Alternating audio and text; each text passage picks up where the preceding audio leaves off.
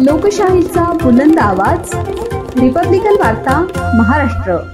कन्नड तालुक्यातील पिशोर येथील अंजना पळशी प्रकल्पाच्या पाणलोट क्षेत्रात संततधार पाऊस झाल्याने पिशोर येथील अंजना पळशी प्रकल्प पूर्ण क्षमतेने भरले असून सकाळी 11 वाजता आमदार संजनाताई जाधव यांच्या हस्ते या पाण्याचे जलाशयाचे पूजन करण्यात आले।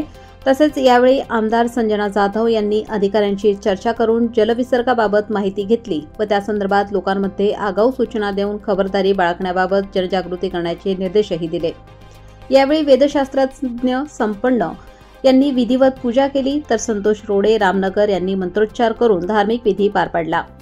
पिशोर परिसरासह प्रकल्पाच्या पाणलोट क्षेत्रात झालेल्या पावसामुळे मृतसाठा पूर्ण क्षमतेने भरला असून परिसरातील लहान मोठे प्रकल्प देखील काठोकाठ भरून वाहू लागले आहेत।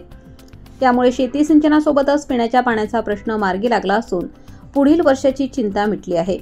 या पूजन प्रसंगी कार्यकारी अभियंता एस.जी. शहापुरे, उपविभागीय अधिकारी अशफाक शेख, शाखा अभियंता एस.एस. गंजाळे, कालवा निरीक्षक सेवानिवृत्त टी.एस. जाधव, कर्मचारी पी.यू. घुगे यांच्यासह पाटबंधारे विभागातील अधिकारी व कर्मचारी, परिसरातील सरपंच, ग्रामपंचायत सदस्य, पोलीस पाटील, तंटामुक्ती अध्यक्ष, गावातील प्रतिष्ठित नागरिक, मान्यवर मोठ्या संख्येने उपस्थित होते।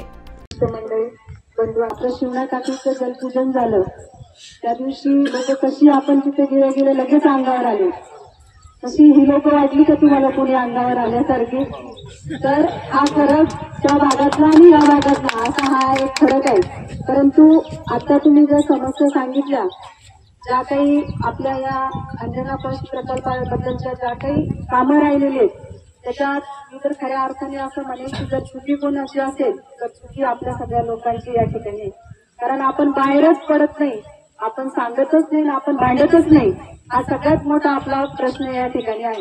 कारण मी बघते जेव्हापासून 8 महिने झाले आमदार होऊन, तर शिवना काठी प्रकल्पाच्या जवळपास आतापर्यंत 4 मीटिंग झाल्या असतील।